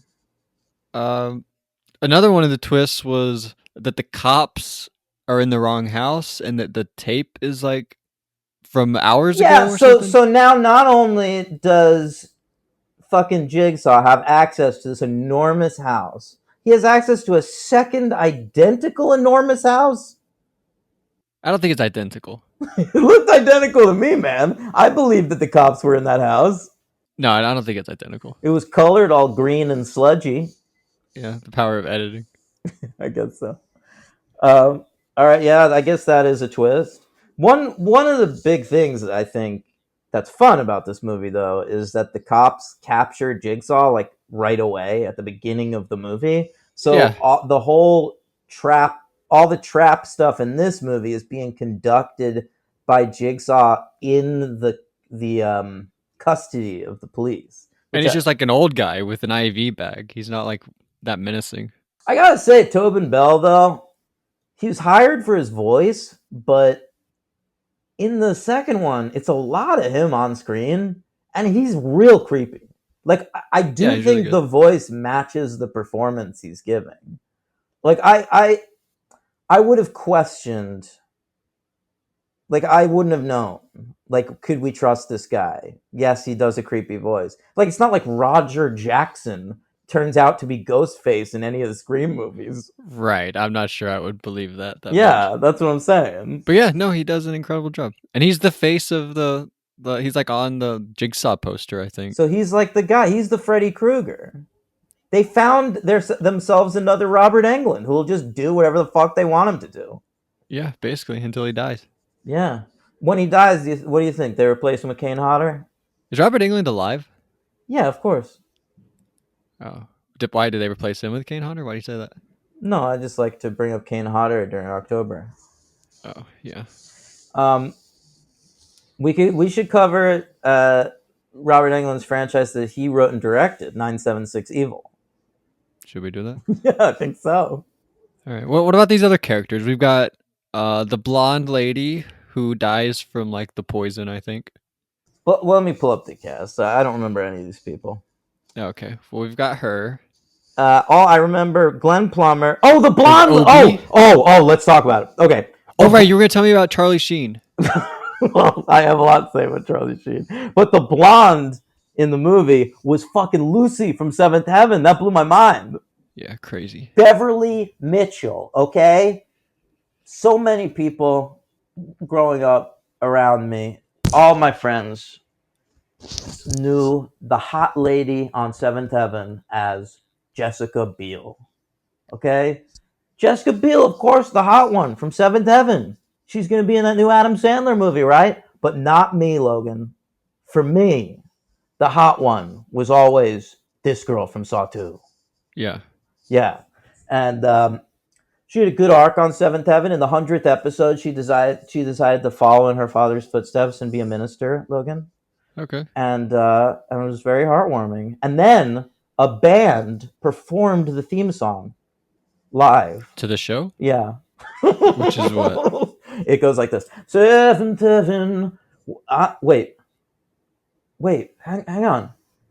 I used to know all the lyrics. Seventh Heaven. When I see their happy faces smiling back at me, Seventh Heaven, I know there's no greater feeling than the love of a family. Where can you go when the world don't treat you right? The answer is home. It's the one place that you'll find Seventh Heaven. Seventh Heaven. Seventh Heaven. Ba, ba, ba, ba, ba. And happy is happy. At the very end, they would show the dog and it would say it's happy. And happy is happy. Thank you, Logan. Thank you. So congratulations to Beverly Mitchell for Saw 2. This is, I think, the only thing I've ever seen her in that's not Seventh Heaven. Wow. And how did she do? I thought she was fine. Is she the LVP? Some of the coughing was a little much. She was supposed to be sick at one point and she was coughing. Yeah. It's kind of a bummer she doesn't get her own trap. She just like sort of dies. It's kind of a bummer that like this is the only thing she ever did. Like, whatever happened to this lady? She's on 7th. You can't. How do you be on a TV show for 11 years and then nobody casts you after? Maybe she was just living off that 7th Heaven money. I hope so, man. I hope she's out somewhere sitting on a beach doing drugs. All right, so yeah, she's one of the ladies in this, and then there's a brunette lady too. Addison. Yeah. Always loved Addison. And I knew her as a major love interest for Charlie Sheen on 2.5 Men. I don't remember that. Okay. And I think I saw all of 2.5 Men. Well, she played a character named Mia. She was on the show for quite a long time. She may or may not have gotten fake boobs between Saw 2 and 2.5 Men. Oh, I'm looking at her. I definitely remember her. Yeah. So she was a love interest for Charlie Sheen on TV. Now, another important character from this franchise with a love interest for Charlie Sheen on TV. That's right, Logan. The great Shawnee Smith played Charlie Sheen's ex-wife / baby mama on the classic show Anger Management. Did you watch that one? I watched the first 20 some odd episodes. So he went from Addison to Amanda, right? Pretty much, yeah. Well, you think that's an upgrade or I do think it's an upgrade, personally. Wow, interesting. Thank you. I mean, she was his ex on that show, though, so I don't remember who like the current. I think it was Selma Blair. He was with Selma Blair on that show for a while. Okay. Anyway, all right. So who else is in there? There's another dude, Obi. There's the guy Obi who dies in the fire. Yeah, and he turns out to have been the dude who kidnapped them all. Did he kidnap them all because he's an apprentice to Jigsaw, or because he's in a trap? I don't know. And did he kidnap them all, or did he just kidnap the blonde from 7th Heaven? The only one we see him kidnap, like the blonde Lucy Camden from 7th Heaven, realizes that he's the one that kidnapped her. She has this memory, and we see the memory. Right. But I think it's implied that because he kidnapped her, he kidnapped all of them. Okay. I wish we'd seen that, though. I want to see him versus Frankie G. I want to see that battle. Yeah, James Wan would have done little clips of him kidnapping all of them, I bet. Yeah, he would have crushed that segment. Fucking Bowsman. DLB sucks. Oh, God. Obi Trice. Love him. I don't know. I thought that was interesting, but I want to know more about Jigsaw's apprentices. How many has he had? Who was do we find out? I don't think he was an apprentice. He was in a trap, you think? He was like Michael Emerson in the first one? Yes, I do think so. Okay. I just don't think we spend any time on that. Logan, the third movie I was interested in at the time because it was marketed as being the origin story of Jigsaw, okay? And so I did put it on, but I was blackout drunk on alcohol and I fell asleep like 20 minutes in. So I don't remember literally anything about it. But do we find out in that movie Jigsaw's history with apprentices? Because to me, what origin is there to say? Like, we know the origin. He had cancer. Well, what do you mean his origin with apprentices? Like, when we know that he's Jigsaw, right? He is an expert at this. He's probably been doing There's also that crazy scene that I did not remember in this movie where he drives off a cliff to try and kill himself and he's like pulling a bar out of his stomach. I did not remember that part. He tries to kill himself. Well, that's the whole thing. He tries to kill himself and survives. And so right, and then he starts jigsawing. Then he's like, well, now people, that's how you truly enjoy life. And so he starts doing it the same to everybody else. It's sort of like what Project Mayhem does in Fight Club. Like when they hold that gun to that convenience store guy and he's like, go back to school. Yeah, that's maybe the best part of Fight Club, honestly. That's a great scene in the parking lot. Yeah. So that's cool. That's basically, Jigsaw has the same idea that Tyler Durden / the narrator has in that scene, but he instead is like, instead of doing that, like, I'm not going to do something as simple as a gun. I will instead set up a gun in a Rube Goldberg device to truly test people's moralities. Right, and it works. Worked on Amanda. She's now very grateful to be alive. She's the only one it worked on, though. Like, if your success rate is that bad, like, why keep doing the show? Like, honestly, The Bachelor has a better success rate of happy couples than Jigsaw has of making people feel better about their lives. Big Brother might have a higher success rate of happy couples. Yeah, well, that's true. I mean, well, it's weird. Like, I feel like every reality show has the same success rate of happy couples, and it seems like the ones that focus on dating should have a higher success rate, but they really don't. Yeah. People are weird. Yeah. All right. Hey, but we're happy for Chris and Anna. They just got engaged. Bachelor Yes. Nation is very happy for him. Yes, Chris and Anna. I like that part when I don't remember what happens, how they get there, but Lyric and Carrie, I forgot Lyric's character name. I guess it's Rig because he's Right, the Riggs. guy from Lethal Weapon. He's talking and Danny to her. Glover's in the first one. Right, that's what I was saying. It's very weird. They should make, honestly though, do a remake of, like, they should do a reboot of Lethal Weapon where Mel Gibson's dead and it's Lyric Ben is Rig. Yeah, Winnell and Rig. I prefer that to anything with Mel Gibson. Anything? Yeah, I think if you are even rewatching Mel Gibson movies in 2022, you're anti-Semitic. I agree with you. I mean, you guys did Daddy's Home last year, didn't you? Yeah, and I felt shitty about it. And part of the reason I wanted to cover that movie was to talk about how Hollywood keeps giving this guy chances. But like, if you're out here like reading good reviews of like Dragged Across Concrete or something like that, and like, oh, let me check it out. No, you're part of the problem. You're anti-Semitic. What if you watch Hacksaw Ridge? Nope, you're anti-Semitic. All right, yeah, I agree with you. But I like that part where they're talking. And I think if you watch Braveheart, I think if you put on Braveheart in 2022, if you put on Lethal Weapon, you're anti-Semitic. Okay. I've only seen the first Lethal Weapon. Should I watch any of those sequels? No.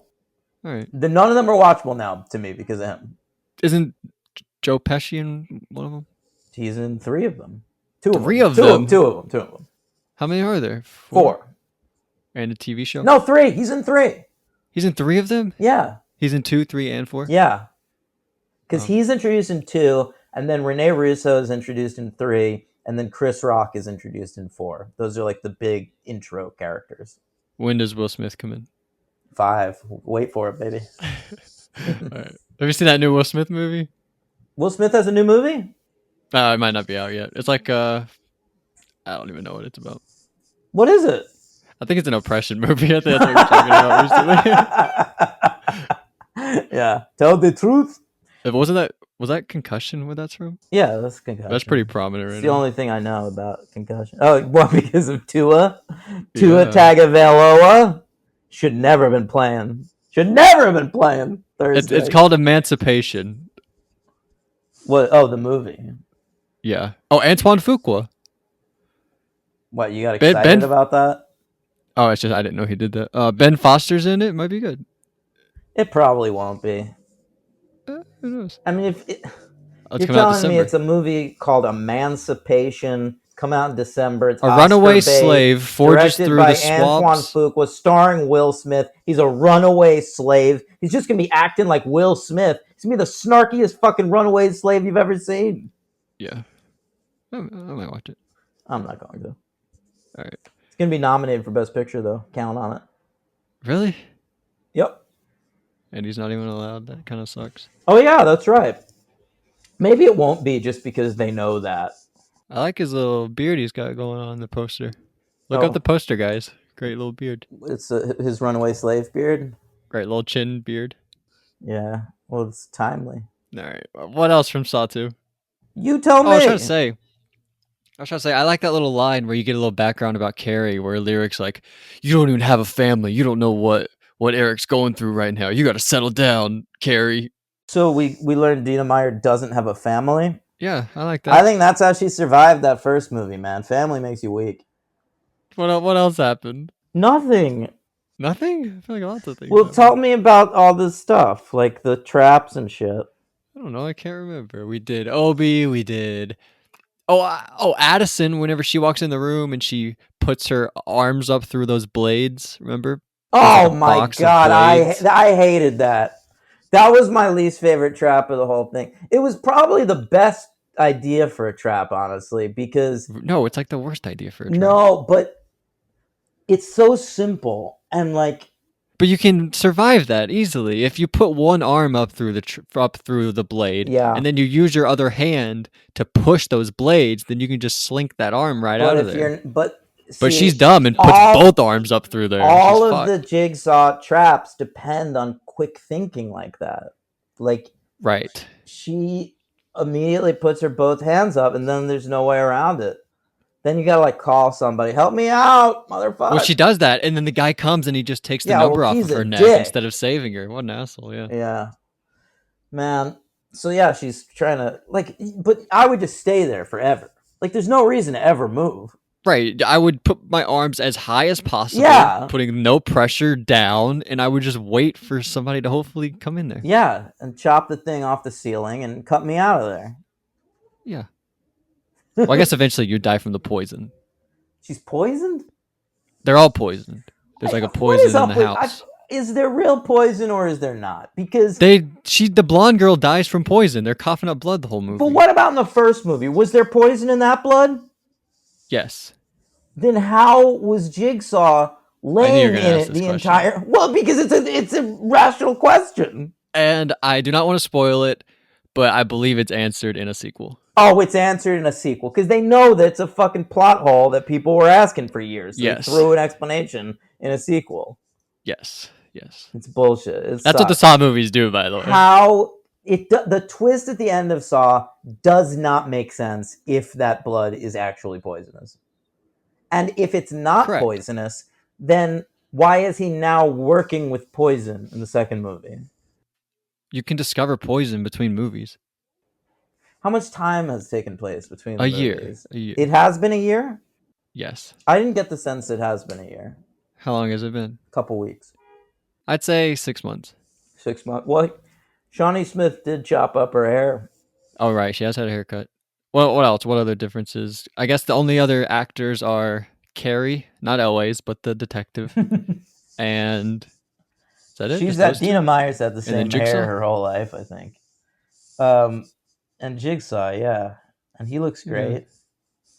He's on an IV. He has his own IV in the house. Yeah, I guess his cancer is worse, right? He didn't need that IV the whole time he's on the ground. Did he need the IV? You think it's there for show? I don't know what's there for show and what's not. This guy's a real trickster. Oh, by the way, I love that part when he's like, how do we escape? Oh, by the way, another twist. Beep, elevator. We've been in an elevator the whole movie. That's awesome. What? When they're in him and Eric are in there fighting, and he's like, if you want to escape, hit that button. And they hit the button and they go down an elevator. Turns out his whole layer has been inside an elevator.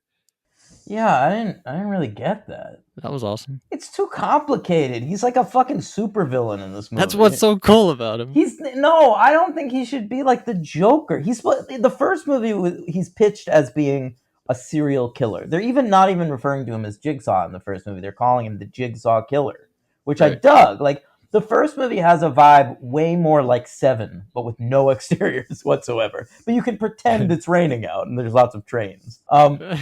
And so I just, the second one is not the same thing. He's not the Jigsaw Killer. He's Jigsaw. He's the Joker in this one. Yeah, and you don't like that? No. I like it. I like that he's just like an old guy who's outthought all these people. I like that he's outthought. I like that he's smart and creative and sadistic. I like Jigsaw as a character. I think he's a totally worthwhile slasher. I just prefer his sort of MO in the first one when it was more sort of grounded and believable. I like how literal he is too, where he's like, Eric, if you sit with me, then you'll find your son in a safe place. And then he's literally in a safe at the end of the movie. He's living in that safe the whole time. It's not literal, though. It's just like the fucking stupid Riddler clues from the Batman. That's so funny, though, to me. The Riddler, to me, ripped off Jigsaw. They sound like it's like ripped off the Riddler. They're like tree males from Survivor. That's funny. Who's your MVP? What do you give this? 3 stars? No, absolutely not. It's a 2. No way. No, it's a 2. It's much worse than the first one, but I like John Sutton. It's just grosser. You know, I hated the fucking pit of hypodermic needles. I don't know. There was too much cringe, gross torture porny shit in this one. I don't think I'm a big fan of Darren Lynn Bousman as a director. And I know we're going to be with him for a while, and I'm fine with that. Like, I didn't hate this movie. I found it super entertaining and fascinating, considering like the implications of this being such a long franchise. Like, it's like they have a lot to work with. There's a lot of meat on the bone in this one, and I'll say the one thing it does that's really good is it makes it feel like a franchise. Like Saw, if I walked out of Saw, I'd be like, this doesn't need a sequel. Saw 2 does make a case for sequels, and I'm good with that. But yeah, it feels like they fully arrived at this point. Yeah. Now we've got the franchise. right. Yeah, I give it 3 stars. My MVP is going to be John Kramer, aka Tobin Bell. Oh, yeah, we find out his name is John Kramer. All right, we didn't know that in the first one. Yeah, did you like that? Yeah, love his name. I like it too, man. John Kramer. Kramer, like he's Cosmo's brother. Yeah, he'd make like a big entrance. Yeah. He should do that one time. Yeah, just like, slide through the door. or at least say like I'm out at least once. Yeah. Or like just like start eating a cantaloupe. Is that one of the things that he ate? I don't know. I feel like Kramer always has fresh fruit. Yeah, you're right. Anyway. Logan, my MVP is Shawnee Smith. I knew you were gonna say that. Of course. And and her whole thing. She fooled me. I mean, the apprentice thing now is my favorite thing about Saw. No, you're right. I'm actually gonna change mine. I'm gonna go with Amanda too, because I remember being fooled by that also.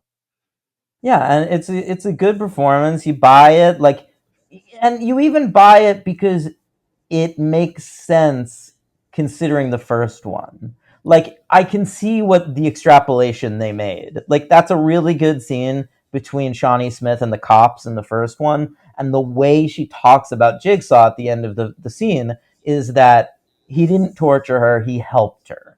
He made her feel better about her life. And so, in real life or in like a believable story with like a beginning, middle, and end, that would be the end of that character. But I can see what they're doing. They're extrapolating. They're trying to come up with a franchise. That's such a smart way to go. I think it's the smartest move they make in this entire movie. And I always think it's cool when sequels go back to the originals. I guess I only think about that because of the Saw movies, but I always like that. And I like that how it was all just a plan to get Donnie there. Like the whole movie was just for Donnie Wahlberg. Yeah. We'll see Donnie again. He's in 3. Spoiler alert. The Wahlbergs are bad enough to do that too. I agree. They should. The Wahlbergs deserve this in real life. By the way, I've eaten at a Wahlburgers. I've talked about this on the show, and I've said on the ceiling of the Wahlburgers they had written down the names of every single movie that Mark Wahlberg and Donnie Wahlberg had ever appeared in. Right. And of course, Donnie Wahlberg has been in very few things, and so I remember that Saw 2 got a very prominent placement on that Wahlburgers ceiling. Yeah, and he's also in Dead Silence, if you remember. He's also a cop in that movie. And in that movie, he's shaving the whole time. I don't know why, but he's shaving the whole time in that movie. And I always got it confused with Saw 2. So when I was watching this, I was thinking he would start shaving at one point, but he never does that. Yeah, he had like a little bit of buzz this time, Donnie Wahlberg, because of The Sixth Sense. He's in like one scene of The Sixth Sense, and everyone was like, "Wow, Donnie Wahlberg's really good." And like, but that was 6 years ago. I know, but people weren't expecting it from him. He was a member of the fucking New Kids on the Block. You know, it'd be like if like all of a sudden now like Nick Carter was really good in a movie. Right. See what happened? No, I don't. I mean, even Justin Timberlake's not good. Yeah, I was going to say Justin Timberlake. He's not. He's terrible. But Donnie Wahlberg, he like shows up years after New Kids on the Block, and he's like good in a movie. And so they started putting him in a lot of movies. And then, like Monica Potter, TV, he understood. TV is where I belong. What does he do, Blue Bloods? He's on Blue Bloods. He's been on that show for over a decade now. Yeah, holy cow. I believe playing Tom Selleck's son. Really? I had no idea about Why that. doesn't he grow a mustache? Yeah, that would be great. Maybe he can't. No, he definitely can. But that would be amazing if, like, the whole show, like, Donnie Wahlberg is Tom Selleck's son, and then, like, oh, he should do it for the finale. Like, this should be the finale of Blue Bloods. I've never seen an episode of Blue Bloods, but this should be the finale. At the very last episode, Tom Selleck dies. Okay? Okay. And at the funeral, Donnie Wahlberg's going to give the eulogy, and we see the people in the crowd waiting for him to walk up. And then he goes up, he delivers the eulogy. He's got a mustache.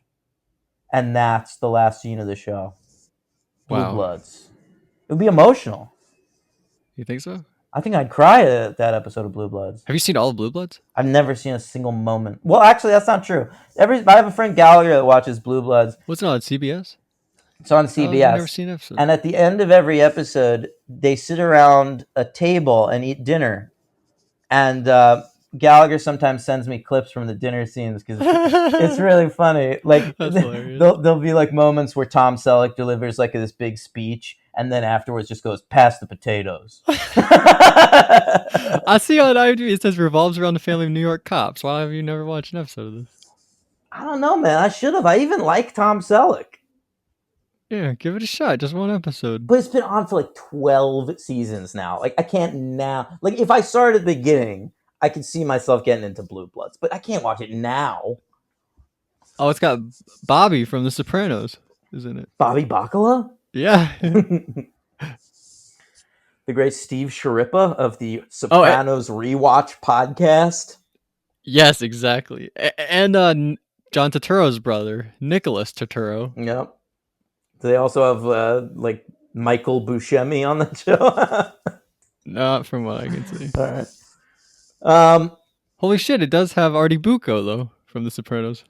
Well, they're all New York actors. They shot The Sopranos in New York and New Jersey, and they shoot Blue Bloods in New York. I know that because I see signs all over the city, like on like lampposts saying like "No parking Tuesday," shooting Blue Bloods. For years, it was Gotham. I used to see signs everywhere. Gotham's shooting here tomorrow. My LVP is going to be that blonde lady from Seventh Heaven. Oh no! I didn't know who else to make it. Oh well, I have masturbated to her too many times in my life to give her the LVP. Who then? This is how disgusting I was. I remember in high school reading NC-17 rated fan fiction about the kids from Seventh Heaven fucking each other. Wow. I'm disgusting. Hey, what was I just looking up? My LVP? Yeah. Okay. LVP. Let's see. Saw 2. Who's in it? Got Donnie. Could be Donnie. No, come on. Come on. He's good when he's like fighting him at the end, putting the gun in his mouth, like gonna kill him. I'll tell you what. Sadly, the performance that stood out to me as the worst performance in the movie was Rig. Oh, really? Yeah, and I don't want to talk shit because I actually like Lyric Bent. What else has he done? He was one of the 3 love interests on She's Gotta Have It, the TV Spike Lee show. Okay. And he was really good on that. So like no beef with that guy, but yeah, I was kind of down on the performance. But I see that he's in like I see one of his most known for on IMDb is Saw 4. So I know we'll at least see him again one more time. Why are you looking at these people on IMDb? Stop doing that. I just looked at the known for. Well, don't do that. All these people are known for Saw. They're not, though. I'm going to see what other Saw movies they're in. Oh, actually, Beverly Mitchell, it does say known for Saw 2. And yeah, 7. Stop doing that. Donnie Wahlberg, is it going to say Saw? It fucking does! Saw 2 is Donnie Wahlberg's number Frankie one G known says for. Saw. I bet Addison says Saw. Frankie G says Saw. Addison says Saw. You're right. Yeah, Saw These 2. people are all known for Saw. What about Daniel from Scream 4? What's he known for? He's known for Scott Pilgrim, Scream 4, and fucking Saw 2. Yeah. Outrageous. Come on, the dude from Speed can't be. He's not. He's not known for Saw 2.